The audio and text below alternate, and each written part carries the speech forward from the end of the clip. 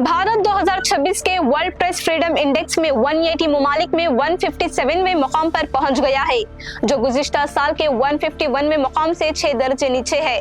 ये report reporters without borders ने जारी की है। पाकिस्तान ने अपनी दर्जा बंदी बेहतर करते हुए 158 से 153वां मुकाम हासिल किया, जबकि नॉर्वे मुसलसल 10वें साल पहले नंबर पर बरकरार है। गजा जंग के बावजूद फलस्तीन 156वें मुकाम पर रहा, जो भारत से बेहतर दर्जा है। रिपोर्ट के मुताबिक भारत में आजाद मीडिया पर बढ़ते दबाव, अदालती हरासानी, सहाफियों पर फौजदारी, हद के इज्जत के मुकदमात और कौमी सलामती के खवानीन के इस्तेमाल ने रैंकिंग को मुतासिर किया है। RSF ने सहाफियों के खिलाफ बढ़ते तशद्दुद, मीडिया की मिल्कियत के इर्तिकाज और न्यूज इदारों की सियासी वाबस्तगी में इजाफे पर भी तशवीश जाहिर की है।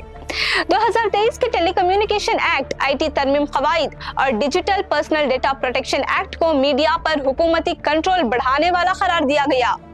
जम्मू और कश्मीर में सहाफी शदीद दबाव और धमकियों का सामना कर रहे हैं, जबकि माहौलियात और मजहबी मामलात पर रिपोर्टिंग करने वाले सहाफी हरासानी और ऑनलाइन हमलों का शिकार हैं।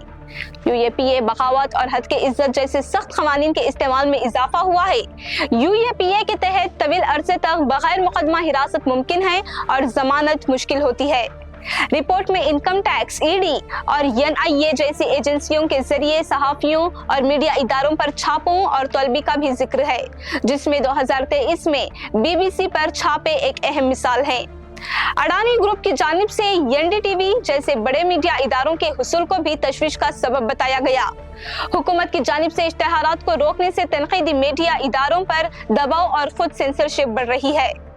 IT एक्ट की दफा 69A के तहत मवाद हटाने के अहकामात जारी किए जा रहे हैं, जबकि भारत इंटरनेट बंदिश के मामले में दुनिया में सबसे आगे है, खास तौर पर जम्मू और कश्मीर में।